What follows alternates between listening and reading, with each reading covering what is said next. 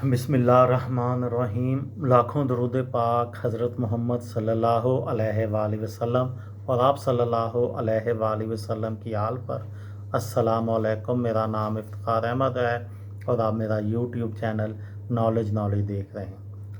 1992 کے world cup کے سلسلے میں ایک سیریز شروع کی ہوئی ہے۔ اس سلسلے میں آج کی ویڈیو میں آپ کو بتاؤں گا کہ ورلڈ کپ 1992 کے نئے قوانین کون سے تھے۔ اس ورلڈ کپ میں جو نئے قوانین متعارف کروائے گئے ان میں سے چند ایک اس طرح ہیں۔ مصنوعی روشنی کا استعمال، جس کی بدولت ڈے اینڈ نائٹ میچز کا انعقاد کیا گیا۔ پہلی مرتبہ کسی ورلڈ کپ میں سفید گیند کا استعمال ہوا۔ بارش زدہ میچ کا فیصلہ کرنے کے لیے ایک نئے قانون کو متعارف کروایا گیا، گو کہ یہ قانون ورلڈ کپ کے اختتام سے پہلے ہی متنازع ہو گیا۔ پچھلے ورلڈ کپس کے برعکس اس مرتبہ راؤنڈ رابن کا استعمال کیا گیا، جس کا مطلب یہ تھا کہ پہلے راؤنڈ میں ہر ٹیم ایک دوسرے کے خلاف کھیلے گی۔ نیوزی لینڈ کی ٹیم نے، جو پاکستان کے سوا باقی تمام ٹیموں پر بھاری رہی، ایک انوکھے منصوبے کو متعارف کرایا اور وہ تھا اسپنر سے بالنگ کا آغاز، جو ان کے لیے بہت سود مند رہا۔ اس کے علاوہ جو 1992 کے ورلڈ کپ کے کچھ ریکارڈز ہیں وہ کچھ اس طرح سے ہیں۔ 1992 کے ورلڈ کپ میں سب سے معمر ترین کھلاڑی زمبابوے کے جان ٹرائکوس تھے، جن کی عمر 44 سال تھی، جبکہ سب سے کم عمر کھلاڑی پاکستان کے زاہد فضل تھے، جن کی عمر 18 سال تھی۔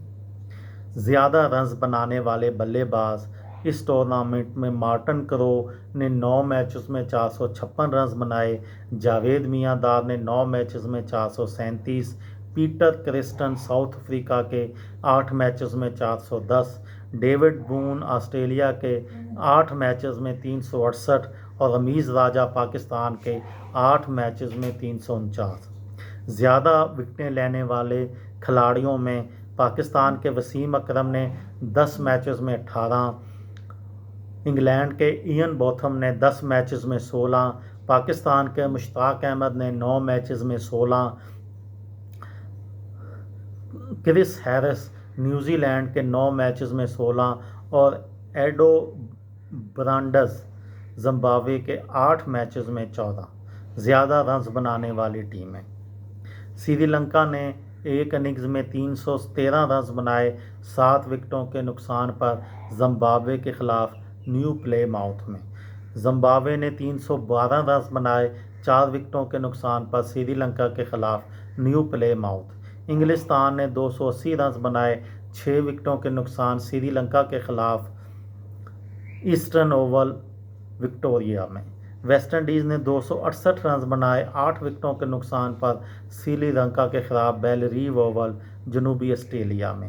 آسٹریلیا نے 265 رنز بنائے 6 وکٹوں کے نقصان پر زمبابوے کے خلاف بیلریو اوول ہوبارٹ میں۔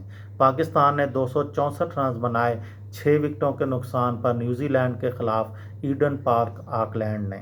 ویسٹ انڈیز نے 264 رنز بنائے 8 وکٹوں کے نقصان پر زمبابوے کے خلاف گابا میں وولن گابا کوئنزلینڈ میں۔ نیوزی لینڈ نے 267 رنز بنائے 7 وکٹوں کے نقصان پر بھارت کے خلاف ایڈن پارک آکلینڈ میں۔ پاکستان نے 254 رنز بنائے 4 وکٹوں کے نقصان پر زمبابوے کے خلاف بیلریو اوول ہوبارٹ میں، اور انگلستان نے 252 رنز بنائے 6 وکٹوں کے نقصان پر سڈنی کرکٹ گراؤنڈ میں۔